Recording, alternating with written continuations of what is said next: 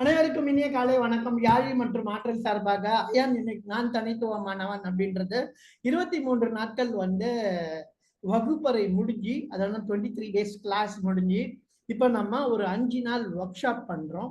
அடுத்தது நம்ம கிளாஸை என்ன பண்றோம்னா ஒர்க் ஷாப்பா தொழிற்கூடமா மாத்துறோம். 25 days இனிமேல் வகுப்பறை கிளாஸா இருக்கவே இருக்காது, தொழில் கூடமா மாறிடும், ஒர்க் ஷாப்பா மாறும்.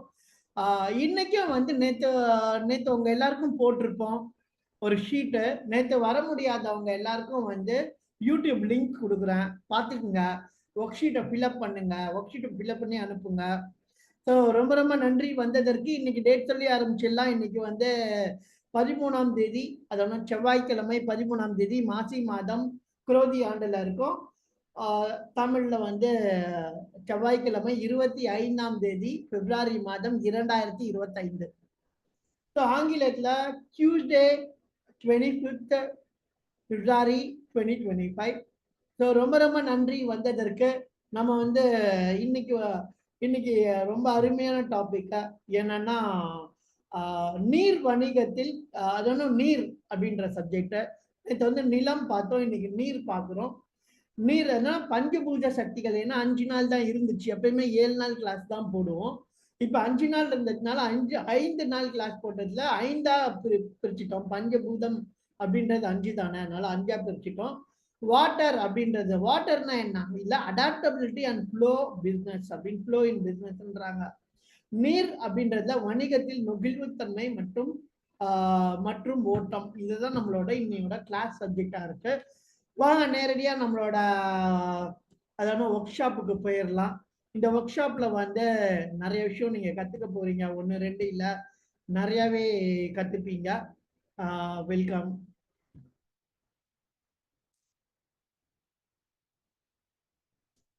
ஸோ யாழி குருகுலம் உங்களுக்கே தெரியும். நம்ம யாழி குருகுலம் மற்றும் ஆற்றல் 2 பேரும் சேர்ந்து இத பண்ணியிருக்கோம். இதுல எப்பயுமே போலதான் புது பர்சனுக்கு இதை நான் அப்புறம் அனுப்புறேன், குரூப்ல அனுப்புறேன், நீங்க பாருங்க. அதெல்லாம் எஜுகேட் யுவர் செல்ஃப்ல life journey, life long journey of learning அப்படின்னு சொல்றோம்.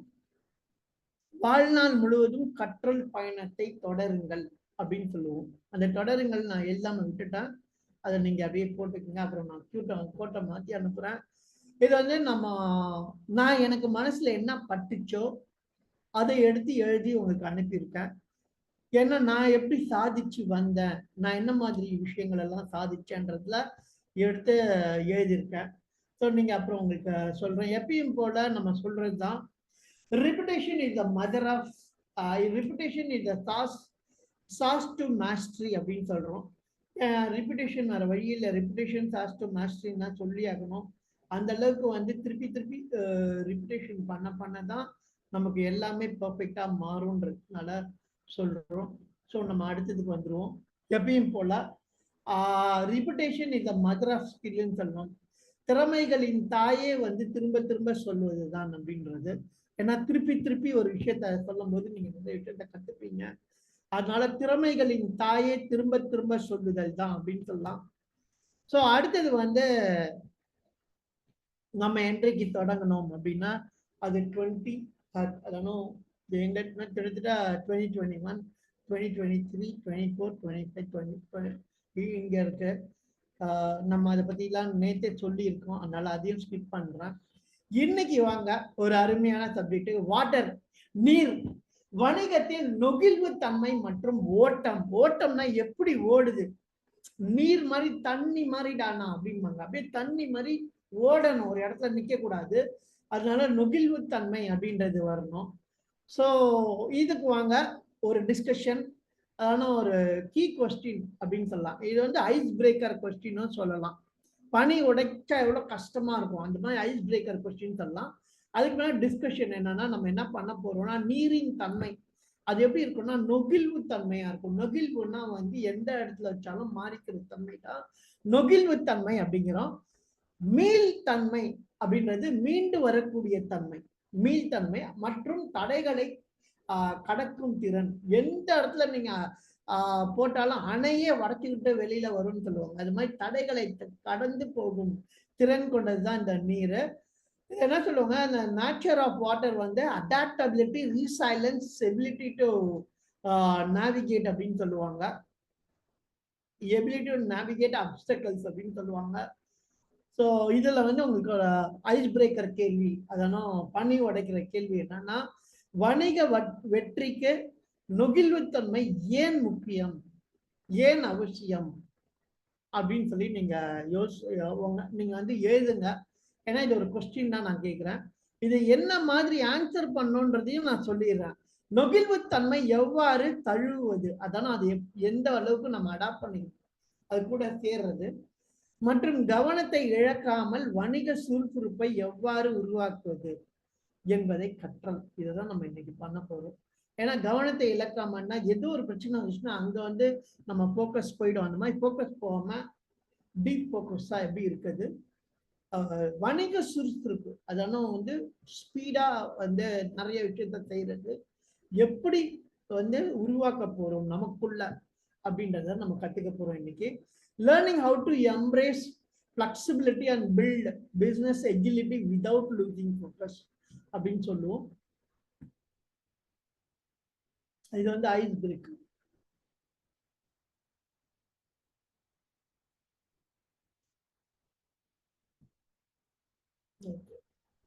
The essence of adaptability. The essence of adaptability. வணிகத்தின் நெகிழ்வு தன்மையின் சாரம்.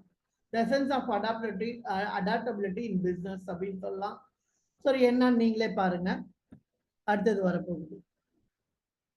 ஸோ இங்க வாங்க. இப்போ வந்து முக்கியமானது என்னன்னா, வாட் இஸ் த அடாப்டபிலிட்டி, வணிக தகவமைப்பு என்றால் என்ன? சந்தை மாற்றங்கள், வாடிக்கையாளர் தேவைகள் மற்றும் தொழில்நுட்ப முன்னேற்றங்களின் அடிப்படையில் உத்திகளை மாற்றி அமைக்கும் திறன் அப்படின்னு சொல்லலாம். என்னன்னா, ability to pivot strategies based on market changes. ஏன்னா இந்த உத்திகள் வந்து இந்த சந்தை மாற்றத்துக்கு ஏற்ற மாதிரி தான் இருக்கணும்.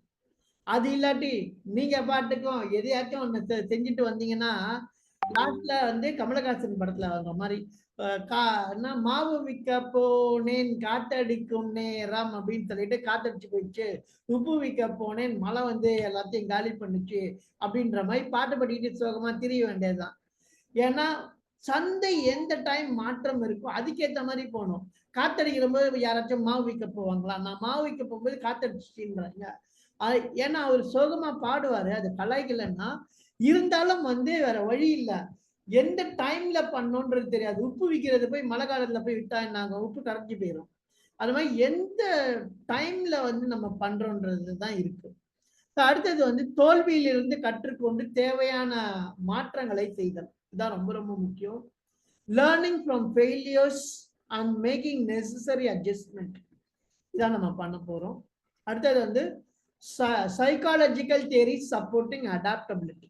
இது என்ன? தகவமைப்பு தன்மையை ஆதரிக்கும் உளவியல் கோட்பாடு என்ன அப்படின்னு சொல்லி பார்க்கலாம். ஏன்னா நம்ம எல்லாமே மனசு சார்ந்து இருக்கு, மனசு சார்ந்துதான் இருக்குன்றதுனால அதை பத்தி தான் பார்க்க போறோம். நியூரோபிளாஸ்டிசிட்டி அப்படின்னு சொல்றோம். என்னன்னா, the brain's ability to recognize, reorganize and adapt அப்படின்னு சொல்றோம். ஏன்னா மூளையின் மறுசீரமைத்துக் கொள்ளும் மற்றும் தழுவிக்கொள்ளும் திறன் வந்து நமக்குள்ள இருக்கு. ஒரு விஷயம் வந்துச்சுன்னா அதை திருப்பி திருப்பி மறுசீரமைக்கும், ரீஆர்கனைஸ் பண்ணி வச்சுக்கோம். இது தப்பு, இது கரெக்ட், இப்படி பண்ணா நல்லா இருக்கும் அப்படின்னு மாத்தி மாத்தி வச்சுக்கோம். அதை திருப்பி அடாப்ட் பண்ணிக்கும். ஒரு காலத்துக்கு ஏற்ற மாதிரி அதை அடாப்ட் பண்ணிக்கும். அதுதான் வந்து நியூரோ பிளாஸ்டிசிட்டி அப்படின்னு சொல்லுவாங்க. அடுத்தது வந்து காக்னிட்டிவ் ஃபிளெக்சிபிலிட்டி அப்படின்பாங்க. அது என்னன்னா, shifting strategies and perspectives when facing challenges அப்படின்னு சொல்லுவாங்க. சவால்களை எதிர்கொள்ளும் போது உத்திகள் மற்றும் கண்ணோட்டங்களை மாற்ற வேண்டும். அப்படி இல்லாட்டி என்னன்னா இதே தான் நடக்கும். நம்ம மட்டும் மாத்தலாம்னு வச்சுக்கோங்களேன். அவங்க இன்னைக்கு ஒருத்தர் என்ன பண்ணாரு, ஒரு இது வந்து யதார்த்தமா நடக்கிறது தான். ஒரு இடத்துல வந்து என்ன பண்ணாங்கன்னா, போலீஸ் பிடிக்காம இருக்கிறதுக்கு ஏற்கனவே ஏதோ ஒரு பிரச்சனை பண்ணா ஃபைன் கட்டிட்டாரு. வச்சுக்கோங்க, வந்து காக்கா அப்படின்னு சொன்னா அடுத்த ஒரு 10 கிலோமீட்டருக்கு விட்டுருவாங்கன்னு சொன்னாங்க. இவர் என்ன பண்ணிட்டாருன்னா அடுத்த இடத்துல போய் காக்கா காக்கான்னு சொல்லிட்டு போயிட்டாரு. அடுத்த நாள் வந்து அதே மாதிரி காக்கான்னு சொன்னோன்னா இவரை விடல. இன்னும் வண்டியில போனவரு ஏற்கனவே ஒரு போலீஸ் வந்து ஏதோ சம்திங் மணி வாங்கிட்டாங்க. அப்போ மற்றவங்களும் அங்கங்க பிடிச்சி மணி வாங்கினா என்ன செய்யறதுன்னு கேட்டதுக்கு காக்கான்னு மட்டும் சொல்லுங்கன்னு. அப்ப சொல்லும் போது இவர் என்ன பண்ணாரு, இதே யுத்தியை வந்து அடுத்த நாள் என்ன பண்ணாரு, ஃபாலோ பண்ணாரு. அப்ப என்ன பண்ணாருன்னா காக்கா அப்படின்னு சொல்லியிருக்காரு. ஏன்பா நீ கட்டாமே காக்கான்ற, அதெல்லாம் நாங்க இன்னைக்கு வந்து குருவி மானெல்லாம் தெரிஞ்சு ஆடு வரலாம் மாறிடுச்சு, இன்னைக்கு போய் காக்காவை பத்தி பேசுற, என்னைக்கோ உள்ளதாச்சு அப்படின்னு சொன்னாங்க. ஏன்னா கீவேர்டு மாறிட்டே இருக்கும். எவ்வளவு என்கிரிப்டடா பண்றாங்க பாருங்க. ரொம்ப நல்லா தான் இருந்துச்சு. ஆனா எதுக்கு ஏத்த மாதிரி மாறணும். இல்லாட்டி ஒரே மாதிரியே சிந்திச்சா வந்து இப்ப வந்து யானைக்கு எர்ரம் அப்படின்னா குதிரைக்கு குர்ரம்மான்னு கேட்கிற மாதிரி இருக்கும். ஏன்னா இப்ப தெலுங்குல வந்து யானைக்கு எர்ரம்னு சொல்லுவாங்க. உடனே என்ன கேட்கிறாரு, நம்மால குதிரைக்கு குர்ரமா சார் அப்படிமா. ஏன்னா ஐயோ யானைக்கு வேணா எர்ரமா இருக்கலாம், ஆனா குதிரைக்கு குர்ரம்னு வரக்கூடாது. ஏன்னா நம்ம ஆளுங்க அதே பின்னாடி, ஏன்னா லூன்னு பேசினாலே அது தெலுங்குன்னு ஆயிடும். தெலுங்குலு வந்துலு சாப்பிடலு அப்படின்ற எல்லாம் கிடையாது. ஒரிஜினல் வேற. அதே அப்படியே வந்து மாத்திக்கலாம், அடாப்ட் பண்ணிக்கலாம் அப்படிலாம் கிடையாது. ஒரிஜினல்ன்றது வேற. அதனாலதான் வந்து நம்ம சரியானதை வந்து செஞ்சுக்கணும். சவால்களை எதிர்கொள்ளும் போது உத்திகள் மற்றும் கண்ணோட்டத்தை மாத்தி மாத்தி செய்யணும். என்ன மாதிரி பிரச்சனை வருதோ அதுக்கேற்ற மாதிரி மாத்தணும். ரீசைலன்ஸ் தேரி அப்படின்னு சொல்லுவோம், மீண்டு வரக்கூடிய தன்மை அப்படின்னா என்னன்னா, ரீசைலன்ஸ் தேரியில பின்னடைவுகளை சமாளிக்க சகிப்புத்தன்மையை வந்து வளர்ப்பது. Developing endurance to over come setback. ஏன்னா பின்னடைவு, ஏதோ ஒரு இடத்துல போறோம், பின்னடைவு அடைஞ்சிட்டோம் அப்படின்னா திருப்பியும் அந்த சகிப்புத்தன்மை வந்து வளர்த்துட்டு திருப்பி திருப்பி முன்னேற பார்க்கணுன்றது தான் சொல்றோம். அடுத்தது வந்து சைக்காலஜிக்கல் தேரிஸ், சப்போர்ட்டிங் அடாப்டபிலிட்டிஸ். என்ன செய்யுதுன்னு பார்த்துருவோம். சைக்காலஜிஸ்ட் தேரினா தகவமைப்பு தன்மை வந்து ஆதரிக்கும் உளவியல் கோட்பாடு என்ன அப்படின்னு பார்த்துருவோம். ஏன்னா இதெல்லாம் கொஞ்சம் உளவியல் கோட்பாடோட சேர்ந்தது. டைரக்டா போய் பிசினஸ் பண்றது அப்படின்னா கொஞ்சம் கஷ்டம். புதுசா இயர்லி இப்ப அப்பாவோ தாத்தாவோ பிசினஸ் பண்ணியிருந்தாங்கன்னா பசங்க வந்து எந்த துறையில பண்ணாலும் பிசினஸ் பண்ண முடியும். ஆனா பிசினஸ் ஃபேமிலி இல்லாத போது முத பிசினஸ் பண்ணும்போது முதல் 3-4 வருஷம் கஷ்டமா இருக்கும். ஒரு விஷயத்துல எல்லாம் இங்க போட்டு அடி வாங்குவோம், அதுக்கப்புறம் ஃப்ரீ ஆயிடும். சோ நேரடியா வந்துருவோம். மூளையின் மறுசீரமைத்துக் கொள்ளும் மற்றும் தழுவிக்கொள்ளும் திறன் என்ன அப்படின்னு சொல்றோம். திறன் அப்படின்றத பார்க்கலாம். ஏன்னா இதுதான் நம்ம எப்பயுமே சொல்லியிருக்கோம். அடுத்தது வாங்கலாம். Real life example. நேரடியா ஒரு எக்ஸாம்பிள் சொல்லலாம். நிஜ வாழ்க்கை உதாரணங்கள் என்னது அப்படின்னு பார்க்கலாம். Netflix transition from DVD rental to streaming. அமெரிக்கால வந்து நெட்ஃபிளிக்ஸ் டிவிடியில தான் வந்துச்சு. டிவிடியில வந்துச்சு. அதுக்கப்புறம் என்ன பண்ணாங்கன்னா டிவிடியை வந்து டிவிடியில நெட்ஃபிளிக்ஸ் டிவிடியிலன்னு என்ன பண்ணாங்கன்னா நெட்ஃபிளிக்ஸ் ஸ்ட்ரீமிங்க்கு போயிட்டாங்க. அதுக்கடுத்தது என்னதுன்னா அமேசான் வந்து book selling to all encompassing e-commerce கெயின். முத புக் செல்லிங்ல தான் இருந்தான். அதுக்கப்புறம் என்ன பண்ணான்னா அனைத்தும் உள்ளடக்கிய இ-காமர்ஸ் ஜாம்பவானாக மாறினான் அப்படின்னு சொல்லுவோம். அமேசான் உங்களுக்கே தெரியும். அமேசான்னா புக்கு தான் முத வித்துட்டு இருந்தாங்க. சொல்ல போனா புக்கை தவிர்த்து வர ஒண்ணுமே இருக்காது. இன்னைக்கு புக்கை தவிர்த்து வர எல்லாமே இருக்குன்ற அளவுக்கு இருந்துச்சு. டொயாட்டா வந்து adapting of lean manufacturing for continuous improvement. Toyota வந்து ஒரு தொடர்ச்சியான முன்னேற்றத்துக்கான லீன் மேனுஃபேக்சரிங் வந்து ஏற்றுக்கொண்டது. லீன் மேனுஃபேக்சரிங் அது தனியான ஒரு பெரிய சப்ஜெக்ட். எப்படின்னா ஒரு டைம் பிரச்சனை வரும்போது அதை மாத்தி மாத்தி மாத்தி மாத்தி செய்யறது தான். Strategies to improve business agility. வணிக சுறுசுறுப்பை மேம்படுவதற்கான உத்திகள் என்ன அப்படின்றத பார்ப்போம். Proven method for business adaptability. வணிக நொகில்தன்மைக்கான நிரூபிக்கப்பட்ட முறைகள். ஏன்னா இதெல்லாம் எப்படி இருக்கும்னா, நீங்க ஒரு பிசினஸ் பண்றீங்க அப்படின்னா நீங்க எதையோ ஒண்ணு ஃபாலோ பண்ண வேணாம், இதை ஃபாலோ பண்ணாலே போதும், நீங்க பெரிய ஆள் ஆயிடலாம். அது வந்து அஜைல் மெத்தடாலஜி அப்படின்னு ஒண்ணு இருக்கு. நம்ம ப்ரோக்ராமிங்ல இருக்கவங்க, கம்ப்யூட்டர்ல இருக்கவங்க, அப்புறம் ரோட்வேஸ், ஏர்வேஸ், எதுல போனாலும் அஜைல் மெத்தடாலஜிஸ் இதை யூஸ் பண்ணாதவங்களே இருக்க மாட்டாங்க. இது என்ன பண்ணுவோம்னா தயாரிப்பு அல்லது சேவை வழங்குதலில் தொடர்ச்சியான மேம்பாடு மற்றும் நெகிழ்வுத்தன்மை எப்பயுமே இருக்கும். இட்டரேட்டிவ் டெவலப்மெண்ட்னு சொல்லுவாங்க. ஒண்ணு முடிச்சதுக்கு அப்புறம் சின்னதா முடிச்சு போவாங்க. அது மாதிரி அடுத்த flexibility in product or service delivery. எப்படின்னா ப்ராடக்டோ சர்வீஸ்லயோ ரொம்ப ஃபிளெக்சிபிளா இருப்பாங்க, ஈஸியா இருப்பாங்க, ஈஸி கம்மா இருப்பாங்க, ஈஸி கோ ஈஸி கம் ஈஸி செல், ஈஸியா இருப்பாங்க. இப்போ வந்து ஒருத்தங்க நான் இங்கேருந்து போறேன், இங்கேருந்து வந்து நான் ரோடு வழியாலேயே கொரியா போறேன், இல்ல நியூசிலாந்து போறேன், ஆஸ்திரேலியால நியூசிலாந்து போறேன், இந்த அளவுக்கு பெரிய டிராவல் பண்றேன்னு வச்சுக்கோங்க. அப்ப என்ன பண்ணோம்னா முத சின்ன இட்டீரியேட்டிவ் டெவலப்மெண்ட் பண்ணும். ஃபர்ஸ்ட் இங்கேருந்து சென்னையிலேருந்து ஃபர்ஸ்ட் பெங்களூர்லேருந்து மும்பை இல்ல கொல்கட்டா, இப்படி தனித்தனியா போய் முக்கியமான நகரங்களை தொட்டு அப்புறம் தூரம் போகும். அப்படியே வந்து நாடா போக முடியும். இதுதான் வந்து ஒரு சின்னதா ஒரு இடத்துல ப்ராப்ளம் இருக்கு, அதை ரெக்டிஃபை பண்ணி அடுத்த லெவலுக்கு போகலாம்.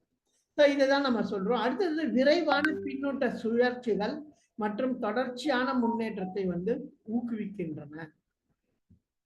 அது என்னன்னா பின்னூட்ட சுழற்சிகள் அப்படின்னா ஃபீட்பேக் லூப்னு சொல்லுவோம். என்கரேஜ் குயிக் ஃபீட்பேக் லூப்னு. ஒரு பொருள் சரியில்லைன்னு சொன்னோடனே திருப்பி மாத்திக்கிறோம்.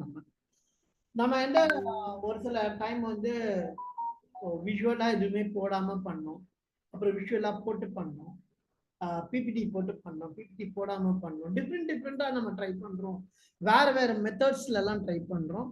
அது மாதிரி இதுவும் ஒரு மெத்தடு. ஸோ இப்போ வந்து நம்ம இதுக்குன்னு தனியா ப்ரிப்பேர் பண்ணி இந்த பிபிடி பண்ணோம். இது வந்து என்கரேஜ், அதான் இது என்ன பண்ணோம்னா முன்னேற்றத்தை தொடர்ச்சியான முன்னேற்றத்தை ஊக்குவிக்குதுன்னு சொல்லலாம். Continuous improvement. நான் திருப்பி பிரச்சனை இருக்க சால்வ் பண்ணிட்டா என்ன இருக்கும், பெஸ்ட் ப்ராடக்டா வந்துடும். அதுதான் வந்து என்ன பண்றாங்கன்னா எல்லாருமே பண்றாங்க, ஒருத்தங்க 2 பேர் இல்லை. இன்னைக்கு என்னைக்கோ இருக்க மொத இன்டெல் ப்ராசரை பார்த்தீங்கன்னா ஒரு மாதிரி இருக்கும். இன்னைக்கு ப்ராசர் வேற. மொத போன் வேற மாதிரி இருந்துச்சு, இன்னைக்கு போன் வேற மாதிரி இருக்கு. மொத கிரைண்டர் வேற மாதிரி இருந்துச்சு, இன்னைக்கும் கிரைண்டர் ஒரே மாதிரி தான் இருக்கு, கொஞ்சம் டிஃப்ரெண்டா இருக்கு. வாஷிங் மிஷினும் பெரிய மாற்றம் கிடையாது. ஆனா போன்ல பெரிய மாற்றம் இருக்கு, கம்ப்யூட்டர்ல பெரிய மாற்றம் இருக்கு, டிவில பெரிய மாற்றம் இருக்கு. இது மட்டும் இல்லாம நிறைய கார்கள்லயே பெரிய மாற்றம் இருக்கு, பைக்ல பெரிய மாற்றம் இருக்கு. மனிதன் கிட்டதான் மாற்றம் இல்லை, அவனையும் மாற்றணும். அதுக்குதான் நம்ம இங்க போராடிட்டு இருக்கோம். ஏன்னா கடன் அப்படின்றது வந்து வாங்காம இருக்க முடியல. சில பேர் வாங்கிக்கிறாங்க, ஒரு சில பேர் வந்து சரியான பிசினஸ் பண்ண முடியல, ஃபெயிலியர் ஆறாங்க. இதெல்லாம் வந்து மனம் அப்படின்றது வந்து தெளிவாவே இன்னும் எல்லாருமே வச்சுக்க முடியல. அப்ப ஏன் அதை வச்சுக்க முடியல அப்படின்னு பார்க்கும்போது என்னன்னா கிளாரிட்டி இல்லை, lack of clarity, lack of knowledge. அறிவு அப்படின்றது கம்மியா இருக்கு, புத்தி இல்லை அறிவு. ஏன்னா அறிவுன்றது நாலேஜ். அறிவை வந்து நீங்க எடுத்துக்கிட்டாதானா புத்தியில செயல்படுத்த முடியும். அறிவே இங்க வந்து வேலை செய்யாத போது புத்தியில எப்படி செயல்படுத்த முடியும்? ஏன்னா ஃபர்ஸ்ட் நாலேஜே இல்லைன்னா அப்படி நான் வந்து போய் செய்ய முடியும் இந்த வேலையை. அப்போ நாலேஜை முதல்ல, அறிவை முதல்ல எடுத்துக்கணும், அதுக்கப்புறம் அந்த அறிவை வச்சு புத்தியோட செயல்படுத்தணும். இதுதான் வந்து என்ன பண்ணுவாங்க, கண்டினியூஸா இம்ப்ரூவ்மெண்ட் பண்ணிட்டே போவாங்க. இப்போ மனுஷங்களை தவிர்த்து மீது எல்லா விஷயமும் கண்டினியூஸா இம்ப்ரூவ் ஆயிட்டு இருக்கு, மனுஷங்களுக்கும் இம்ப்ரூவ் ஆயிட்டு இருக்காங்க. அடுத்தது வந்து ப்ளூ ஓஷன் ஸ்ட்ராட்டஜி. இது ரொம்ப இன்ட்ரெஸ்டிங்கான ஒரு டாபிக். நிறைவுற்ற சந்தைகளில் போட்டியிடுவதற்கு பதிலாக போட்டியற்ற சந்தை இடத்தை உருவாக்குதல். Creating uncontested market space instead of competing in saturated market அப்படின்னு சொல்லலாம்.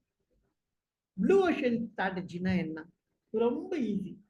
என்னன்னா இப்ப நான் வந்து ரிச் ஸ்ட்ரீட்ல போய் கடை போட்டேன்னா 4 பேர் வந்தாங்கன்னா 5வது பேரா நானும் இருக்கேன். அது ப்ளூ ஓஷன் ஸ்ட்ராட்டஜி.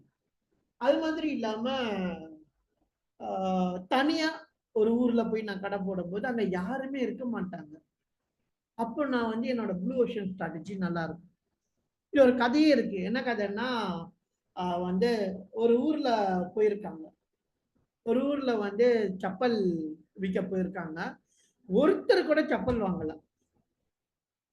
ஒருத்தர் போய் சொல்லிட்டாரு, இந்த ஊர்ல யாருமே செப்பல் வாங்கல, இந்த ஊர்ல செப்பல் வாங்காததுனால வேஸ்ட் அப்படின்ட்டு. இன்னொருத்தர் அதே மார்க்கெட்டிங் பர்சன் போயிருக்காங்க. அவர் போய் பார்த்துட்டு ஒருத்தர் கூட செப்பல் வாங்கல, நம்ம மட்டும் கடை போட்டோம்னா டாப்பா செல் பண்ணலாம். இதுதான் blue ocean strategy. Blue ocean ஸ்ட்ராட்டஜின்றது எங்க யாருமே கால் பதிக்கலையோ அந்த இடத்துல நம்ம போய் கால் பதிக்கணும். கொஞ்சம் கஷ்டம், மார்க்கெட்டை நம்ம தான் வளர்ப்போம். ஆனா அதுக்கப்புறம் மற்றவங்க எல்லாம் வந்துருவாங்கன்னு வச்சுக்கலாம். இதனால மார்க்கெட்டை நம்ம தான் வளர்ப்போம். அது கொஞ்சம் டீடியஸா இருக்கும். ஆனா நம்மளோட சர்வீஸ் நல்லா இருந்துச்சுன்னா மற்ற பேரும் நம்ம கிட்ட வருவாங்க. ஸோ இது ஒரு விஷயம். இது ப்ளூ ஓஷன் ஸ்ட்ராட்டஜில ஈஸியா இன்னொருத்தங்க கத்துக்கிற ஒரு விஷயத்த பண்ணீங்கன்னா ஒர்க் அவுட் ஆகாது. கஷ்டமான ஒரு விஷயத்த பண்ணா ஈஸியா ஒர்க் அவுட் ஆகும். அப்போ கஷ்டமான ஒரு விஷயத்தை தான் ப்ளூ ஓஷன் ஸ்ட்ராட்டஜில பண்ணோம். ஈஸியான ஒரு விஷயம்னா அவங்களும் அதை செய்ய ஆரம்பிச்சிருவாங்க. உதாரணத்துக்கு ஒரு பீஸா வந்தாங்க, சென்னையில ஆரம்பிச்சாங்க. பார்த்தா எல்லாருமே பீஸா எப்படின்றத கத்துக்கிட்டு ஈஸியா ஓவர் நைட்லேயே செய்ய ஆரம்பிச்சிட்டாங்க. ஸோ கேஎஃப்சி வந்துச்சு. கேஎஃப்சி அளவுக்கு இல்லைனாலும் ஈஸியா பண்ண ஆரம்பிச்சிட்டாங்க மற்றவங்க. ஆனா அதே டொயாட்டா கார் வச்சு இன்னைக்கு வரலாம் அந்த கான்செப்டை பிரேக் பண்ணவே முடியல. டொயாட்டா, ஃபோர்ட் எவ்வளவு வந்துச்சு, அவங்களோட கான்செப்டை இன்னைக்கு வரலாம் அடிக்க முடியல. ஏன்னா ஒரு கஷ்டம். ரோல்ஸ் ராய்ஸ் கூட நம்ம கிட்ட இருக்கு, ஒண்ணும் பண்ண முடியல. அது மாதிரி ஒரு நகல் கூட எடுக்க முடியல. ஆனா சைனால நகல் எடுத்துட்டு இருக்கு. ரோல்ஸ் ராய்ஸே விட்டாங்க, புதுசா ரோல்ஸ் ராய்ஸ் விட்டாங்க, ஹம்மர் காரை விட்டாங்க சைனால. நம்ம கிட்ட எந்த அளவுக்கு விட்டுருக்காங்கன்னு தெரியல. ஆனா ஏன்னா we are on service side, manufacturing கிடையாது. இப்பதான் நம்ம மேனுஃபேக்சரிங் சைடு போயிட்டு வந்துட்டு இருக்கோம். ஸோ அதனால வந்து ஏதோ ஒண்ணு இல்லாத ஒரு இடத்துக்கு போனீங்கன்னா அந்த மொத்த மார்க்கெட் நமக்கு தான் அப்படின்னு யோசிக்கணும். எல்லார் மண்டையிலையும் போய் நம்ம உட்கார்ந்துக்கணும். நம்ம முதல்ல போய் உட்கார்ந்துட்டோம்னா ட்ரஸ்ட் இருக்கும். ஏன்னா சன் டிவி கேபிள் தான் சொல்லுவாங்க, தவிர்த்து கேபிள் டிவின்னு சொல்ல மாட்டாங்க யாரும். சன் டிவி வயர போடுன்னு தான் சொல்லுவாங்க. அதுல ஹெச்பிஓ இருக்கும், என்னென்னமோ சேனல் இருக்கும். ஆனா இன்னைக்கு மனசுல நிக்கிறது சன் டிவி. அது மாதிரி நம்ம போட்டியே இல்லாத ஒரு இடத்துல, இந்த மார்க்கெட்ல யாருமே வாங்க மாட்டாங்க, ஒருத்தங்க தான் வாங்குவாங்க. எனக்கு தெரியும், நமக்கு தெரியும், உங்களுக்கு தெரியும், அவங்களுக்கும் தெரியும். யாருமே இல்லை, இவன் ஓட்டிட்டு இருக்கான்னு. ஆனா ஓவரால் 3-4 வருஷத்துல பாத்தீங்கன்னா அவன் என்ன பிசினஸ் பண்றானே யாருக்கும் தெரியாம பெரிய லெவல்ல பிசினஸ் பண்ணிட்டு இருப்பான். அடுத்தது பார்க்கலாம். இதுதான் ப்ளூ ஓஷன் ஸ்ட்ராட்டஜிமாங்க. இது வந்து எல்லா இடத்துலயும் இம்ப்ளிமெண்ட் பண்ணியிருக்காங்க. ஒரு ஊர்ல என்ன பண்ணியிருக்காருன்னா, ஒரு மளிகை கடைக்காரரு ஒரு தேவை இருந்திருக்கு அவங்களுக்கு. என்ன தேவை இருந்திருக்குன்னா, பூவோ சம்திங் ஏதோ ஒரு பால் பாக்கெட்டோ ஏதோ ஒரு தேவை இருந்திருக்குது. இல்ல குழந்தைங்களுக்கு ஏதோ ஒரு விஷயம். அதை வாங்குறதுக்கு குறைஞ்சது 5 கிலோமீட்டர் போய் தான் வாங்கணும். இவங்க பார்த்துட்டே இருந்தாங்க. நேரா கொண்டு போயிட்டா இவங்க யாருமே எந்த கடையுமே விற்கலன்னா அதை கொண்டாந்து இவங்க கடையில வச்சுட்டாங்க. மக்களுக்கு தேவையானதை கொண்டாந்தோம்னா மொத்த கடையும் அந்த கடைக்கு தான் போச்சு. அப்போ ஒரு ஊர்ல கிராமத்துல 5-10 கிலோமீட்டர் போய் வாங்கக்கூடிய ஒரு பொருளை கொண்டாந்து அவங்க விற்கிறாங்க. அந்த இடத்துல அந்த இடத்துல டிமாண்ட் இருக்குன்னு டக்குன்னு வாங்கி அவங்க அந்த இடத்துல சேல் பண்றாங்க. டிமாண்டை பார்த்து கண்டுபிடிக்கிறது. டிமாண்டே இல்லாத பொருளுக்கு ஒரு ஊர்ல உட்காந்துட்டு ஒருத்தர் வந்து செய்யறாரு, அந்த இடத்துல டிமாண்டே கிரியேட் ஆகுது. ஜோகோ ஏதோ ஒரு ஊர்ல உட்கார்ந்து இருக்காரு, திருநெல்வேலியில உட்கார்ந்துட்டு ஜோகோ கம்பெனி ஆரம்பிச்சு பண்ணிட்டு இருக்காரு.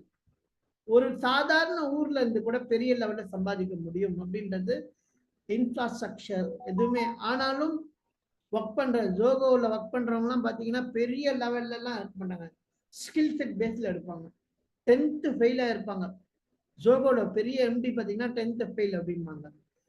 அந்த அளவுக்கு தான் வந்து இருக்கும் ஜோகோ. ஏன்னா உள்ள பாத்தீங்கன்னா ஃபுல் ட்ரைனிங். ஸோ எங்கேருந்து வேணா நம்ம எடுக்க முடியும், எங்கேருந்து வேணா செய்ய முடியும், மார்க்கெட்டை பிடிக்க முடியும்ன்றாங்க. அதை தான் வந்து எந்த இடத்துல இல்லையோ அந்த இடத்துல நம்ம ஸ்டார்ட் பண்ணோம்னா நம்ம தான் அவங்க மனசுல இருக்கும். இன்னைக்கும் வாஷிங் பவுடர் நிர்மா, பாலை போலே வெண்மை இன்னைக்கும் சொல்லுவோம். ஆனா இப்ப புதுசா பிறந்த குழந்தைங்களுக்கு தெரியாது. டயனோரா டிவி அட்வர்டைஸ்மெண்ட்ல ஆரம்பிச்சு எல்லாமே. அடுத்தது லீன் திங்கிங்னா என்ன அப்படின்னு பார்க்கலாம். லீன் திங்கிங்னா திறமையின்மையை நீக்குதல் மற்றும் வாடிக்கையாளர் மதிப்பில் கவனம் செலுத்துதல்.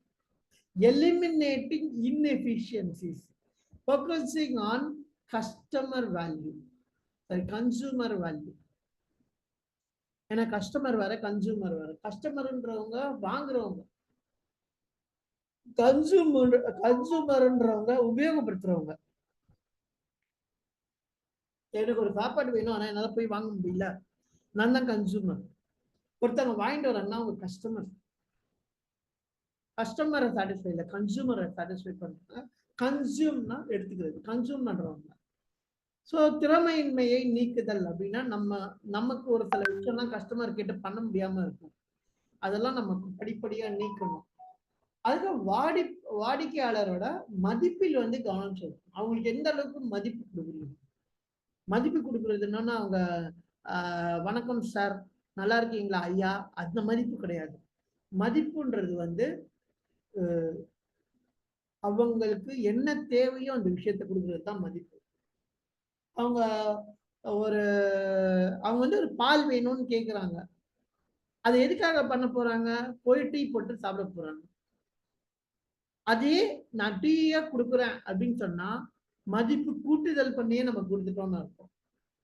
ஸோ அதுதான் மதிப்பு கொடுக்கறது அப்படிங்கிறது. அவங்களுக்கு என்ன தேவையோ அந்த தேவையை கரெக்டா நம்ம கொடுத்துட்டோம்னா அதுக்கான மதிப்பு அதுக்கு வந்துடும், வேல்யூ வந்துடும். அதுதான் வேல்யூ ஆடட் டாக்ஸ்ன்னே சொல்றாங்க. சாதாரண சாதாரண பண்ணு 4 ரூபாயா, பட்டர் வச்ச பண்ணு வந்து 18 ரூபாயா ஜிஎஸ்டின்னு சொல்லி ரொம்ப நாளா கலாச்சிட்டு இருந்தாங்க. அதுதான் வேல்யூ ஆடட் அப்படின்னு சொல்லுவோம். அப்போ அதை பார்க்கணும். அடுத்து ஸ்வாட் அனாலிசிஸ். இது வந்து ஒரு பெரிய சப்ஜெக்ட்.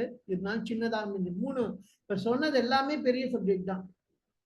அது எடுக்கணும்னாலே 1/2 மணி நேரம் எடுக்கும். ஆனா ஒரு சின்ன சாதாரணமா சொல்லிடுறேன்.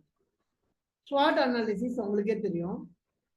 ஸ்ட்ரென்த் என்ன, வீக்னஸ் என்ன, ஆப்பர்ச்சுனிட்டி என்ன, நம்மளோட த்ரெட் என்ன, இதெல்லாம் பார்க்கணும். பலம் என்ன, பலவீனம் என்ன, வாய்ப்புகள் என்ன, அச்சுறுத்தல் என்ன. ஆனா நீங்க பலம் இதெல்லாம் முதல்ல உங்களுக்கு தெரியணும். அதுக்கப்புறம் காட்டணுமா, எங்கே காட்டணுமோ அங்க மட்டும்தான் காட்டணும். பலம் என்ன? சம்மத்தியா வந்து கம்ப்யூட்டர்ல ப்ரோக்ராம் பண்ணுவேன். பெருசா எல்லாம் காசு வாங்க மாட்டேன் அப்படின்னா ஊர்ல இருக்க எல்லாரும் வந்து என்கிட்ட கொடுப்பாங்க, ஆனா காசு எதுவும் கொடுக்க மாட்டாங்க. உதாரணத்துக்கு சொல்றேன். இல்ல நான் ஒரு கார்லாம் பாத்தீங்கன்னா நல்லா ஓட்டுவேன், டிரைவிங் எனக்கு பிடிச்சது, பேஷன் வச்சுக்கோங்களேன். என்ன கார்ல ஓட்டுறதுக்கு கொண்டு போயிடுவாங்க. ஊரா நான் சுற்றுவேன், ஆனா 1 ரூபாய் கூட கிடைக்காது. நைட்டு பகல்லாம் சுத்துவேன். உனக்கு பேஷன் தானே, நீ செய்யின்றுவாங்க. ஏன்னா நான் அதை அனுபவிச்சிருக்கேன். ஸோ உனக்கு பேஷன் தானே, செய்யி அப்படிம்பாங்க. நீயும் என்ஜாய் தானே பண்ற அப்படின்னு சொல்லிட்டு நம்மளை காலி பண்ணிடுவாங்க. அப்போ பலம் என்னன்னா நம்ம பலத்தையே அவங்க பலவீனமாக்கிடுவாங்க. யூஸ் பண்ணிக்க முடியும். பலத்தையே அவங்களால யூஸ் பண்ணிக்க முடியும்னா பலவீனத்துல எவ்வளவு யூஸ் பண்ணுவாங்க. பலத்தையே ஒருத்தர் 100% யூஸ் பண்றாருன்னா பலவீனத்தை 1000 மடங்கு யூஸ் பண்ணுவாரு. அதே சமயத்துல இந்த ரெண்டும் யாருக்கும் சொல்லணுமோ அவங்களுக்கு தான் சொல்லணுமே தவிர்த்து எல்லார்கிட்டையும் நம்ம சொல்லக்கூடாது. எல்லார்கிட்டையும் நம்ம சொன்னோம்னா அவ்வளவுதான். அது என்ன ஆகும்னா அச்சுறுத்தலா மாறும். அதுக்குதான் அச்சுறுத்தல் அப்படின்றோம். இவ்வளவு நாள் நம்ம ஏதோ ஒண்ணு வளரிப்போம். அது வந்து போன வாட்டி நான் ஸ்வாட் அனாலிசிஸ் எல்லாம் போன கிளாஸ்ல ரொம்ப அருமையா இருந்துச்சு. எல்லாம் தெரிஞ்சிருந்திருப்பீங்க. அந்த ஸ்வாட் தான் இதுல இருக்கும். அடுத்தது வாங்க, சினாரியோ பிளானிங். வெவ்வேறு சாத்தியமான எதிர்காலங்களுக்கான பல உத்திகளை தயாரித்தல். ரவி தேஜா பிலிம்னு ஒண்ணு, ரவி தேஜால ஒரு படம் வந்துச்சு. அந்த படத்துல வந்து ஒரு காமெடி நடிகர் தான் சொல்லுவாரு. ரவி தேஜா பிலிம்ல ஒரு காமெடி நடிகர் ஒண்ணு சொல்லுவாரு. என்ன சொல்லுவாருன்னா ரொம்ப நல்லா இருக்கும். அவர் ஒரு நியூஸ் எடிட்டர் என்ன சொல்லுவாருன்னா அவர் வந்து ஒரு 10 தலைப்பு ஏற்கனவே ரெடி பண்ணி வச்சிருப்பாரு. என்னன்னா இந்த மந்திரி வந்து பதவி நீக்கிட்டாருன்னு ஒண்ணு வச்சிருப்பாரு. இந்த மாதிரி இந்த மந்திரி வந்து உண்ணாவிரதம் இருக்காருன்னு, இந்த மந்திரி வந்து மந்திரியால் வந்து மக்களுக்கு ஆபத்து, இந்த மந்திரியால் வந்து ராஜினாமா பண்ணாரு, இந்த மந்திரி வந்து பதவியை சக்சஸ் பண்ணிட்டாரு அப்படின்னு சொல்லிட்டு 10 வச்சிருப்பாரு. இந்த மந்திரி வந்து போய் சேர்ந்துட்டாரு, டெத் சர்டிபிகேட் எல்லாம் வச்சிருப்பாரு. அதுக்கப்புறம் இந்த மந்திரி வந்து 16வது நாளைக்கு இந்த மந்திரி சபையை கழிச்சிட்டாங்க, புது மந்திரி உருவாகுறாங்க, இவங்களோட வாரிசை கொண்டாடுறாங்க, முன்னாடியே பண்ணி வச்சிருப்பாரு. இந்த ரவி தேஜா படத்துல வந்து அந்த காமெடி ஆக்டர் சொல்லுவாரு, நீங்க என்ன சொன்னாலும் அது என்கிட்ட இருக்கு சார், ரெடியா இருக்கு சார், ரெடியா இருக்கு சார் அப்படிம்பாரு. ஏன்னா இப்படி போட்டுருவேன். அப்போ எனக்கு அதை பார்க்கும்போது ஒரு ஐடியா தோணுச்சு. ரவிச்சேஜா ஒரு தெலுங்கு படம் தான். அந்த தெலுங்கு படத்துல ரவிச்சேஜா கூட இன்னொருத்தர் வந்து கார்ல வருவாரு. அவர் ஓவர் நைட்ல முதலாளியே மாத்திட்டு போயிடுவாரு. இங்கேருந்து அங்க தாவாரு, அங்கேருந்து அங்க தாவாரு, அப்படி தாவிட்டே போவாரு. முடிஞ்சா அந்த சீக்வன்ஸ் எடுத்து உங்களுக்கு போடுறேன் அப்புறம். அப்ப எதிர்காலத்துக்கு என்ன தேவையோ எல்லா சாத்தியமான விஷயங்களையும் பார்த்துக்கோ அப்படின்றாங்க. Preparing multiple strategies for different potential futures அப்படின்றாங்க. மல்டிபிள் ஸ்ட்ராட்டஜிஸ்னா எதிர்கால உத்திகளை வந்து நம்ம தயார் பண்ணிக்கணும் முன்கூட்டியே. இப்படி பண்ணா என்ன வரும், இப்படி பண்ணா என்ன வரும், இப்படி பண்ணா ஏற்கனவே தயார் பண்ணிட்டோம்னா ஈஸியா இருக்கும். என்ன செய்து பால் போட்டாலும் அடிக்கிறானே அப்படின்ற அளவுக்கு வரும். அதுதான் வந்து சினாரியோ பிளானிங். ஏன்னா இந்த சினாரியோ பிளானிங் வந்து ரொம்ப உணர்ச்சிகரமானது, ரொம்ப வித்தியாசமானது சினாரியோ பிளானிங். அது வந்து த ரோல் ஆஃப் எமோஷன். இந்த சினாரியோ பிளானிங்ல வந்து இந்த நல்லா நிறைய சக்சஸ் ஆயிருக்கும். ஏன்னா ஒரு இன்டர்வியூ அட்டன் பண்றவங்க வந்து கண்டிப்பா சினாரியோ பிளானிங்ல போகணும். ஒரு ஹெச்ஆர் எப்படி எல்லாம் அட்டாக் பண்ணுவார், என்னென்ன சினாரியோல எல்லாம் ஹெச்ஆர் கேட்பாருன்னு தெரிஞ்சுக்கணும். ஒரு டெக்னிக்கல் டெவலப்மெண்ட்ல எப்படிலாம் கேட்பாங்கன்னு தெரிஞ்சுக்கணும். ஒரு கஸ்டமர் கிட்ட போய் நம்ம ப்ராஜெக்ட் எடுக்கணும்னா எப்படிலாம் அந்த கஸ்டமர் பேசுவாங்க அதெல்லாம் விடுங்க. ரொம்ப சிம்பிள். நம்ம வீட்டுல கல்யாணம் ஆயிருந்துச்சுன்னா நம்ம ஒய்ஃப்கிட்ட எப்படி பேசணும், பல விதமா இந்த கேள்வி கேட்டா இந்த கேள்வி இந்த ஆன்சர் அந்த ஆன்சர்னு 4 ஆன்சர் வச்சுக்கணும். ரொம்ப அருமையா இருக்கும். பஞ்சதந்திரத்துல அவன் அந்த சினாரியோக்கு ஏத்த மாதிரி பேசுவான் பாருங்க, செம்ம ஹிட்டா இருந்துச்சு. அது இல்ல இது அப்படின்னு சொல்லிட்டு பஞ்சதந்திரத்துல அவ்வளவு சூப்பரா பேசுவான். சினாரியோ பேஸ் பண்ணி அதுக்கு ஏத்த மாதிரி ஆன்சரை சொல்றது பஞ்சதந்திரத்துல இருக்கும். அது எப்படி யோசிச்சானே எனக்கு புரியல. அந்த அளவுக்கு வேற லெவல்ல இருக்கும். அந்த சினாரியோக்கு ஏத்த மாதிரியே எதையாச்சும் ஒண்ணு உருவாக்கி கதை சொல்லிடுறது. ஸோ அது மாதிரி நம்ம வந்து அப்பா அம்மா ஏதாச்சும் கேட்டாங்கன்னா அந்த சினாரியோக்கு ஏற்ற மாதிரி நம்ம ஒரு கதை சொல்லுவோம். உருட்டுன்னு சொல்லுவாங்க. ஒரு பெரிய உருட்டை உருட்டி விடுவாங்க பாருங்க, அந்த உருட்டு தான் வேற லெவல்ல இருக்கும். ஏன்னா அவன் என்னெல்லாம் கேட்பான்றதை நம்ம கெஸ் பண்ணி அதுக்கேற்ற மாதிரி ஒரு உருட்டை உருட்டி விட்டுறது. அதை உருட்டை உருட்டி விட்டுறதுன்றது நம்ம பேசி சமாளிக்கிறதுன்னு சொல்லிக்கலாம். ஆனா எதிர்காலத்துல நம்மளோட கம்பெனிக்கு நம்ம எப்படி வந்து நம்மளோட மனைவி இருந்தா எப்படி சொல்றோம், நம்ம குழந்தைங்கள்ட்ட எப்படி சொல்றோம், நம்ம அப்பா அம்மா கிட்ட எப்படி சொல்றோம், கிளைண்ட் கிட்ட எப்படி சொல்றோம், அதை அப்படியே தூக்கி இங்க அப்ளை பண்ணணும். எப்படி அப்ளை பண்ணோம்னா நம்மளோட கம்பெனிக்கு உருட்டலா அப்ளை பண்ணக்கூடாது. யதார்த்தமா எப்படி சக்சஸ்ஃபுல்லா கொண்டு போகணுமோ அதை அப்ளை பண்ணணும். நெகிழ்வு தன்மையில் உணர்ச்சி நுண்ணறிவின் பங்கு அப்படின்னு சொல்றோம். என்னது அது? சுய உணர்வு மற்றும் ஒருவரை தனது சொந்த சார்புகளை அங்கீகரித்தல் அப்படின்னு சொல்லுவாங்க. ஏன்னா எனக்குள்ள நாம தான் வந்து ரெகனைஸ் பண்ணிக்கணும். Self awareness and recognising once own basis அப்படின்னாங்க. என்ன நான் முதல்ல புரிஞ்சுக்கணும், அதுக்கப்புறம் என்ன நான் அவாய்ட் பண்ணிக்கணும், என்ன நான் வந்து தெரிஞ்சுக்கணும். அது தெரிஞ்சுக்காம இருங்கன்னா மற்றவங்க கிட்ட போய் மாட்டிக்கணும். அதாவது நெகிழ்வு தன்மையில் உணர்ச்சி நுண்ணறிவின் பங்கு. ஏன்னா அடாப்டபிலிட்டியில என்னங்கன்னா நம்ம எமோஷனல் இன்டெலிஜென்ஸ் எப்படி இருக்கும், ரோல் பிளே பண்ணணும்னு பார்க்கணும். எதிர்கால சந்தை மாற்றங்களின் போது அதாவது எதிர்கால சந்தை மாற்றங்களின் போது உணர்வுகளை நிர்வகித்தல். திடீர்னு கீழே விழுந்துரும். அதெல்லாம் பாதாளத்துல ஜேபி மார்கன் கேஸ்ல கீழே வந்தோம்னா எத்தனை பேருக்கு ஹார்ட் அட்டாக் வந்துக்கும் தெரியாது. பக்குன்னு இருக்கும். எனக்கே 11,000 ரூபாய் போயிடுச்சு. திடீர்னு ஒரு இது க்ளோஸ் பண்ணிட்டாங்க என்டையர் சைட்டையும். 11,000 rupees out. அந்த மாதிரி நிறைய விஷயங்கள் இருக்கு.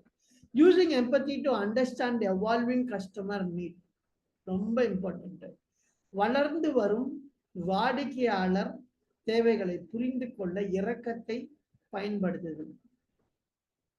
சிம்பத்தி மாதிரி எம்பத்தி இருக்கும். எதிரில் இருக்கவங்க என்ன வேணும் அக்கறையோட கேட்கணும். பொண்ணு இரக்கத்தை பயன்படுத்துதுன்னா ரொம்ப இரக்கமா இல்லை. ஒருத்தர்கிட்ட நீங்க எப்படி இறங்கி போய் கேட்டு அவங்களுக்கு என்ன தேவையோ அதை பூர்த்தி பண்ணுவீங்க. ஒரு தாயாக இருந்து எப்படி பூர்த்தி பண்ணுவீங்க. அந்த மாதிரி ஒரு நீங்க உங்களோட பொருள், உங்க ப்ராடக்ட், நீங்க தான் உங்க அப்பா, நீங்க தான் அம்மா, பெற்ற எடுத்த குழந்தை தான் உங்க ப்ராடக்ட் இல்லை உங்க சர்வீஸ்.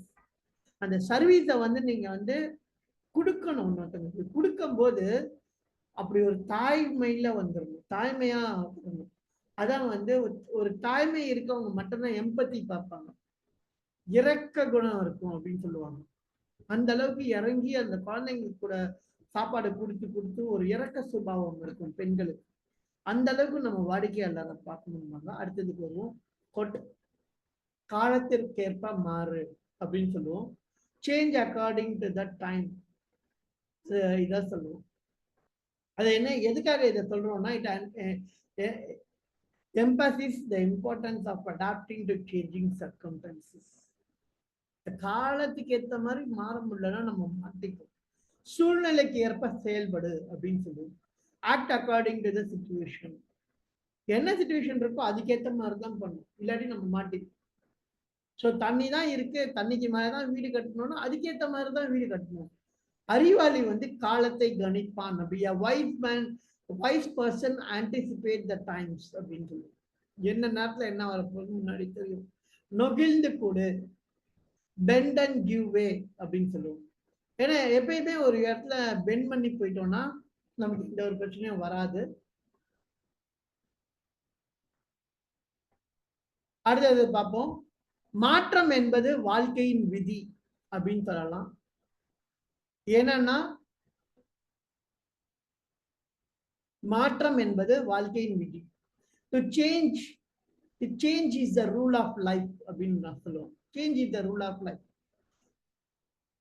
பத்லானா ஜீவன் கா நியம் ஹை அப்படின்னு சொல்லுவோம். அது வந்து ஹிந்தியில ஒரு பழமொழி தான். அதை ஹீ ஹூ பென்ஸ் சர்வை, யார் வளைந்து கொடுக்கிறார்களோ அவர் வாழ்வார்கள் அப்படின்னு சொல்லலாம். அதை நான் தமிழ்ல டைப் பண்ண விட்டுட்டேன். வளைந்து கொடுப்பவன் வாழ்வான் அப்படின்னு சொல்லலாம். அதான் நேரடி டிரான்ஸ்லேஷன். தமிழ்ல இன்னும் கொஞ்சம் வேற மாதிரி சொன்னா, உண்மையான இதை சொன்னா வளைந்து கொடுப்பவன் வீழ்பவன் அல்ல அப்படின்னு சொல்லலாம். வித்தியாசமா இருக்கும். ஜோ ஜுன்கா ஹே ஓ பச்சா ஹே, பச்சா ஹே அப்படின்னு சொல்லுவாங்க ஹிந்தியில. வளைபவன் உடைவதில்லை. இன்னொரு இருக்கு, வளைபவன் உடைவதில்லைன்னு. He who bends does not break. ஏன் இதை சொல்றோம் அப்படின்னா, வளைவன் உடைவதில்லை அப்படின்னா, வளைபவன் உடைவதில்லைன்னா, மூங்கில் பாத்தீங்கன்னா வளையாது. ஆனா ரொம்ப காட்டுச்சு ரொம்ப இருந்துச்சுன்னா உடையறதுக்கு வாய்ப்பு இருக்கு. தென்னை மரம். நாணல் பாத்தீங்கன்னா வளையும். வளைந்து கொடுப்பவன் உடைவதில்லை. அதான் ஜோ ஜுன்காக வஹா தூத்தாத்தா நஹி அப்படின்றாங்க. எனக்கு ஹிந்தி பெருசா வராது, இருந்தாலும் உங்களுக்காக நான் படிக்கிறேன். ஏன்னா இது ஹிந்தியில வந்து திருப்பி ஒரு டைம் பார்த்துலாம். ஜோ ஜுகாத்தா ஹே வஹா தூத்தாத்தா நஹி அப்படிம்பாங்க. எனக்கு இந்த அளவுக்கு ப்ரொனன்ஸ் வராது, இருந்தாலும் அட்ஜஸ்ட் பண்ணிக்கோங்க ஹிந்தியில. அடுத்தது வந்து நடைமுறை செயலாக்கம் பார்க்கலாம். ஒரு ரியல் லைஃப் வெற்றிகரமாக மாற்றி அமைக்கப்பட்ட ஒரு நிஜ வாழ்க்கை நிறுவனம். எதை வேணா எடுத்துக்கலாம். நான் ஜூம் எடுத்துக்கிட்டேன், ஏன்னா நம்ம ஜூம் மூலமா தான் இன்னைக்கு பேசிட்டு இருக்கோன்றதுனால நான் ஜூம் எடுத்துக்கிட்டேன். கேஸ் ஸ்டடி ஆக்டிவிட்டி, அதாவது வழக்காய்வு செயல்பாடு நம்ம பண்ண போறோம். ஏன்னா உங்களுக்கு ஒரு கொடுப்பேன், ஆனா அது டைம் இல்லாததுனால நானே எடுத்து பண்றேன். சொந்த வணிகங்களில் என்ன பாடங்களை பயன்படுத்தலாம் என்று சிந்திக்கும். ஏன்னா வந்து முதல் ஜூம் எடுத்துக்கணும். வெற்றிகரமாக மாற்றி அமைக்கப்பட்ட ஒரு நிஜ வாழ்க்கை நிறுவனம் வந்து ஜூமை வச்சுக்கிட்டு எப்படி கொரோனா காலத்துல எல்லாரையும் ஜூம்குள்ள கொண்டாந்தாங்க, அந்த மாதிரி நம்ம சொந்த வணிகத்துல என்னென்ன பாடங்கள்லாம் பயன்படுத்தலாம் அப்படின்றத நம்ம யோசிக்கணும்னு சொல்றோம். ஜூம் நிறுவனத்தின் வெற்றிகரமான மாற்றத்திற்கான காரணிகள் என்ன? ஒரு சிறந்த உதாரணம், தொழில்நுட்ப மாற்றங்கள் மற்றும் சந்தை தேவைகளுக்கு ஏற்ப எப்படி வெற்றிகரமாக மாற்ற முடியும் என்பது அவர்களின் வெற்றிக்கு சில முக்கியமான காரணின்னு சொல்லலாம். ஏன்னா அதுக்கேற்ற மாதிரிதான் அவங்க பண்ணியிருக்காங்க. முதல்ல என்ன பண்ணாங்கன்னா, சரியான நேரத்தில் சரியான இடத்தில் தொழில்நுட்பம் வளர்ந்து வந்த காலகட்டத்தில் வீடியோ கான்பரன்சிங் தேவை அதிகரித்தது. அப்ப என்ன பண்ணாங்க, ஜூம் என்ற தேவையை உணர்ந்து எளிதாக மற்றும் பயனுள்ள தீர்வை வந்து கொடுத்துச்சு அப்படின்னு சொல்லலாம். எளிதான பயன்பாடு, ஜஸ்ட் கிளிக் பண்ணா அட்டன் பண்ணலாம். ஈஸி யூசர் நேம் பாஸ்வேர்டு, முடிஞ்சு போச்சு. அதை கொடுத்தோன்னே என்னாச்சுன்னா, யார் வேண்டுமானும் எளிதாக வீடியோ கான்பரன்சிங் மற்றும் மீட்டிங்குகளை நடத்த முடியும்ன்றது வந்தோடனே எல்லாரும் யூஸ் பண்ண ஆரம்பிச்சுட்டாங்க. மூணாவது பாயிண்ட் என்னன்னா, இலவசம் மற்றும் கட்டண சேவைகள். 40 நிமிஷம் ஃப்ரீயாவே பேசலாம் அப்படின்றாங்க. வழங்கி பயனாளர்களை ஈர்த்ததுன்னு சொல்லலாம். ஃப்ரீ கேஷ் பர்னிங் மாதிரி டைம் பர்னிங், ரிசோர்ஸ் பர்னிங் அத்தனையும் பண்றாங்க. அடுத்தது 4 மொபைல் பயன்பாடு. ஜூம் மொபைல் பயன்பாடு மூலம் பயனர்கள் எங்கிருந்து மீட்டிங்குகளில் கலந்து கொள்ள முடிந்தது. எங்கிருந்து வேண்டுமானாலும் எங்கிருந்தும் மீட்டிங்ல கலந்து கொள்ள முடிந்தது அப்படின்னு சொல்லலாம். இது அவர்களின் வசதியை அதிகரித்து. ரொம்ப இன்ட்ரெஸ்டிங் இல்ல? எங்க இருந்தாலும் பண்ணலாம். நம்ம ரெஸ்ட் ரூம்ல இருந்தாலும் பண்ணலாம், கிச்சன்ல இருந்தாலும் பண்ணலாம். வீடியோ ஆன் பண்ணணும்னு அவசியம் இல்லை, வாய்ஸ் பேசினா மட்டும் போதும். எவ்வளோ freedom, freedom of space. That's a great ideology அப்படின்னு சொல்லலாம். அடுத்தது வாங்க, அடுத்தது வந்து என்னன்னா சந்தைப்படுத்துதல். ஜூம் தனது சேவைகளை சரியான முறையில் சந்தைப்படுத்தி மக்களை சென்றடைய சமூக ஊடகங்கள் மற்றும் விளம்பரம் மூலம் பிராண்ட் விழிப்புணர்வு வந்து அதிகரிச்சு. ஜூம் எங்க போனாலும் ஜூம். சொந்த வணிகங்களில் பயன்படுத்தக்கூடிய பாடங்கள், இது மூலமா நம்ம என்ன பண்ணணும் அப்படின்னு தெரிஞ்சுக்கணும். நம்மளோட சொந்த வணிகத்துக்குன்னா நம்ம இப்ப பண்ணிட்டு இருக்க பிசினஸ், மாற்றங்களை ஏற்றுக்கொள்வது மற்றும் புதிய தொழில்நுட்பங்களை பயன்படுத்துவது நம்ம செய்யணும். வாடிக்கையாளர்களின் தேவைகளை புரிந்து கொண்டு அதற்கு ஏற்ற சேவைகளை வழங்குவது முக்கியம். எளிதான மற்றும் பயனுள்ள தீர்வுகளை வழங்குவதும் வாடிக்கையாளர்களை கவரும் சரியான நேரத்தில் சரியான இடத்தில் சந்தைப்படுத்துதல் அவசியம் அப்படின்னு சொல்லலாம். இது வந்து ஜூம் நிறுவனத்தின் வெற்றி ஒரு தெளிவான பார்வை, சரியான நேரத்தில் செயல்படுதல் மற்றும் வாடிக்கையாளர்களின் தேவைகளை பூர்த்தி செய்தல் ஆகியவற்றின் முக்கியத்துவத்தை உணர்த்துகிறது அப்படின்னு சொல்லுவோம். இந்த பாடங்களில் நீங்க சொந்த வணிகத்தில் பயன்படுத்தி வெற்றி அடைய முடியும். அந்த ஜூம் யோசிச்சு பார்த்தீங்கன்னா நிறைய கம்பெனிஸ் இருக்கு. ஜூம் மட்டும் இல்லை, முதல்ல அமேசான் போடலான்னு தான் யோசிச்சேன், அப்புறம் ஆப்பிள் போடலான்னு யோசிச்சேன். எதுக்கு நம்ம ஜூமே போடலாமே, அதையே எடுத்து ஒரு தீர்வா பார்க்கலாமே அப்படின்னு சொல்லிட்டு ஜூம் எடுத்தேன். வாங்க டைரக்டா போகலாம். இன்டராக்டிவ் கலந்துரையாடல். இதுக்கு டைம் இல்லை, அதனால நம்ம அடுத்ததுக்கு போகலாம். பிரெயின் ஸ்டார்மிங் ஸ்ட்ராட்டஜிஸ் டைம் இல்லை. ஆக்ஷன் பிளான், செயல் திட்டம், ஆக்ஷன் பிளான், டேக் அவைஸ் என்ன இருக்குன்னு பார்ப்போம். தனிப்பட்ட பிரதிபலிப்பு. இப்போ உங்கள்கிட்ட கேட்க போறோம் பர்சனல் ரெஃப்ளெக்ஷன் எப்படி இருக்குன்னு. உங்கள் வணிகத்தில் நீங்கள் மிகவும் நெகிழ்வாக இருக்க வேண்டிய ஒரு சவால் என்ன? இந்த 3த்தையும் நோட் பண்ணிக்கங்க. இதை நோட் பண்ணிட்டீங்கன்னா ஈஸியா இருக்கும். What is one challenge in your business where need to be more adaptable? உங்கள் வணிகத்தில் நீங்கள் மிகவும் நெகிழ்வாக இருக்க வேண்டிய ஒரு சவால் என்ன அப்படின்றது முக்கியம். இந்த அமர்வில் இருந்து எந்த உத்தி உங்களுக்கு உதவும்? இப்ப நம்ம நிறைய ஸ்ட்ராட்டஜிஸ் எல்லாம் சொல்லியிருக்கோம். ப்ளூ ஓஷன் சொல்லியிருக்கோம், லீன் சொல்லியிருக்கோம், நிறையவே. அது இன்டெப்தா பண்ணோம்னா 23 நாட்கள் ஐ ஆம் யூனிக் அப்படின்றதுக்குள்ள வரணும். ஐ ஆம் யூனிக்கான்னு ஒண்ணு இருக்கு. கிட்டத்தட்ட யூனிக்கானோ யூனிக் வந்து ஓரளவுக்கு நம்ம பர்சனல்ல டச் பண்ணுவோம். 50% பர்சனல், 50% பிசினஸ் பண்ணுவோம். யூனிக்கான்னு வரும்போது கிட்டத்தட்ட 100% பிசினஸ் பண்ணுவோம். ஏன்னா யூனிக்குக்கும் யூனிகானுக்கும் ஒரு வித்தியாசம் ஒண்ணுதான். யூனிகான் வந்து கம்ப்ளீட்டா பிசினஸ் ஓரியன்ட்.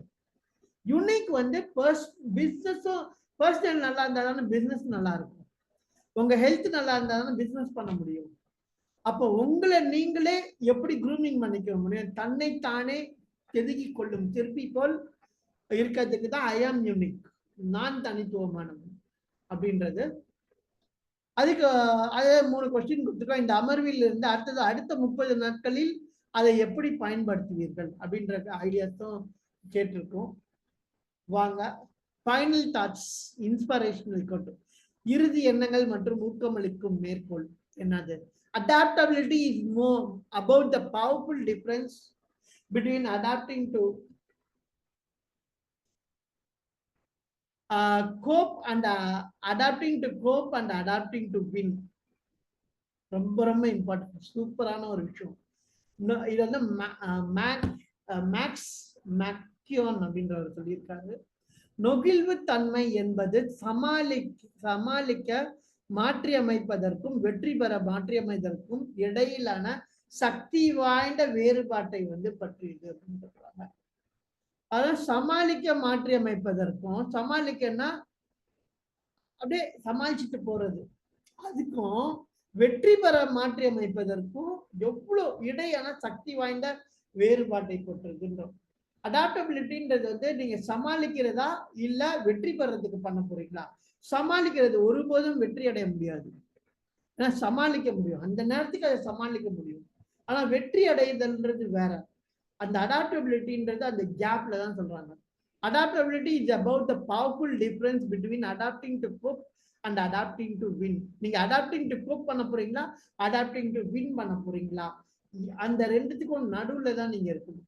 ஸோ நீங்க இருக்கும்போது எந்த சைடு நீங்க போறீங்களோ அந்த சைடு தான் போவீங்க. மேக்கியான் அப்படின்ற ஒரு இது இதை போட்டு சொல்லியிருக்காரு. இவரும் ஒரு ட்ரெயினர் தான்.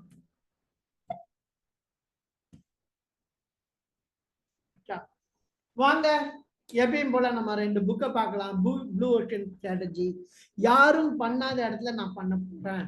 அந்த ஊர்ல வந்து யாருமே செப்பல் போடல, செப்பல் அங்க விற்காது அப்படின்னு ஒருத்தர் வந்து சொல்லிட்டு போறாரு. பேட்டா ஷோரூம்ல இருந்து ஒருத்தர் அனுப்புறாரு.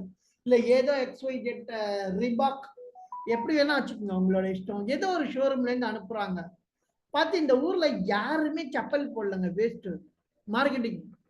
இன்னொருத்தர் சொல்றாரு, எல்லாருமே செப்பல் போட்டிருக்காங்கடா, எல்லாருமே செப்பல் போடல, நம்ம எல்லாருக்கும் விட்டு அத்தனையும் வித்துடலாம். Blue ocean strategy. இல்லாத இடத்தில் அச்சீவ் பண்றது, செய்யாத இடத்துல செய்யறது. அந்த டைம்ல வந்து ஜாவா பெருசா யாருமே படிக்கல. அப்ப நம்ம படிக்கும் போது நமக்கு வேலை கிடைச்சிச்சு. அந்த டைம் விஷுவல் பேசிக் யாருமே பண்ணல. விஷுவல் பேசிக் பண்ணும்போது ஜாப் கிடைச்சிச்சு, நிறைய ப்ராஜெக்ட் கிடைச்சிச்சு. ஜாப் ஒர்க் எல்லாம் வந்து அவ்வளவு பண்ணணும். யாருமே செய்யாத ஒரு விஷயத்த லாஸ்ட் முத வந்து இந்த முத வந்து என்ன பண்ணிருந்தோம்னா, என்னோட படிப்படியா ஏஎம்எல் டெவலப்மெண்ட் அப்படின்னு சொல்லலாம். அது எப்படி வந்துச்சுன்னா, முத பண்ணது கிறிஸ்டல் ரிப்போர்ட்ஸ். ரிப்போர்ட்டிங் பண்ணு, ரிப்போர்ட்டை எப்படி பர்ஃபெக்ட் பண்ணி கொடுக்கலாம். இந்த கிறிஸ்டல் ரிப்போர்ட்ல இருந்து கொஞ்சம் மாறி வெளில வரும்போது இது கிறிஸ்டல் ரிப்போர்ட்னு ஒரு சின்ன பார்ட். ஏன்னா என்டையர் ப்ரோக்ராம்ல ஒரு சின்ன பார்ட் தான் கிறிஸ்டல் ரிப்போர்ட். அதுக்கப்புறம் என்ன பண்ணாங்கன்னா, கிறிஸ்டல் ரிப்போர்ட்ல நிறைய பண்ண போய் அவங்க வந்து பிசினஸ் அனாலிட்டிக்ஸ் பண்ணு, பிசினஸ் இன்டெலிஜென்ஸ்னு ஒரு டூல் இருந்துச்சு, பிஐ டூல். பிசினஸ் இன்டெலிஜென்ஸ் இன்னைக்கு ஸ்டாப் வாங்கிட்டாங்க, பிஐ டூல். அந்த பிசினஸ் இன்டெலிஜென்ஸ்ல நம்ம வந்து வேற லெவல்ல பண்ணோம். அதுக்கப்புறம் டேட்டா சயின்ஸ்னு வந்துச்சு.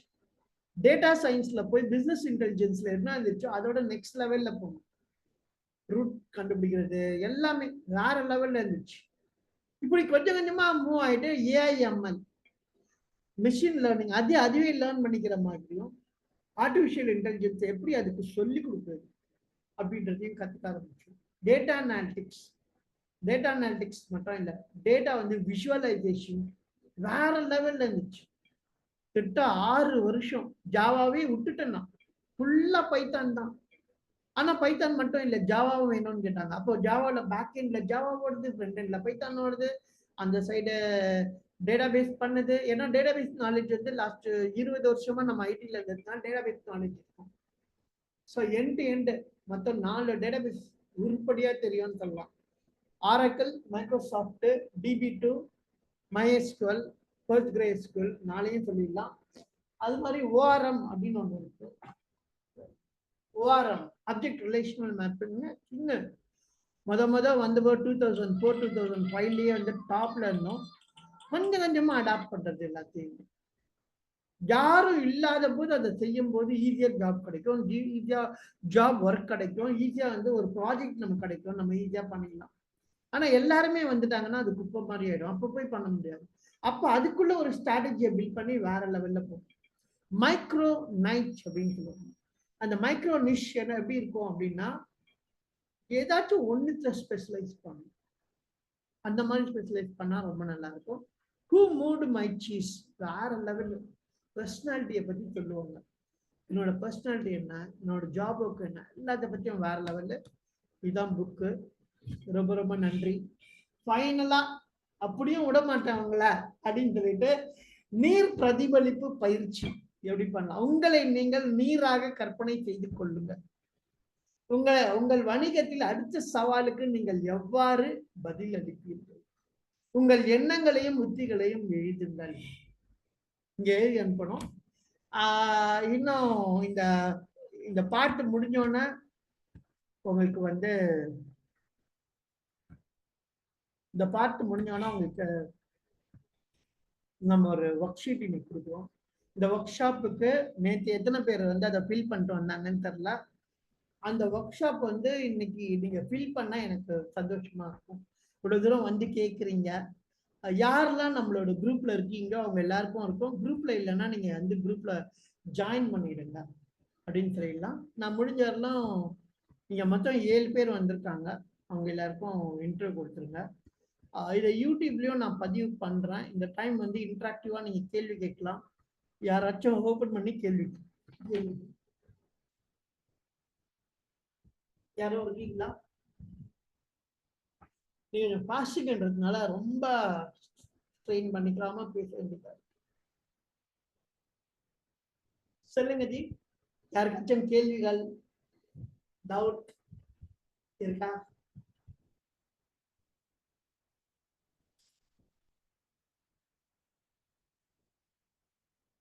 இது யாரும் ஓபன் பண்ற மாதிரி தெரியல. எல்லாம் பயங்கரமா பாக்குறீங்க, ஆனா ஓபன் பண்ணல. ஓகே, நேற்று வந்து என்னோட செல்போன் வந்து பேன் ஆயிடுச்சு வாட்ஸ்அப்பு.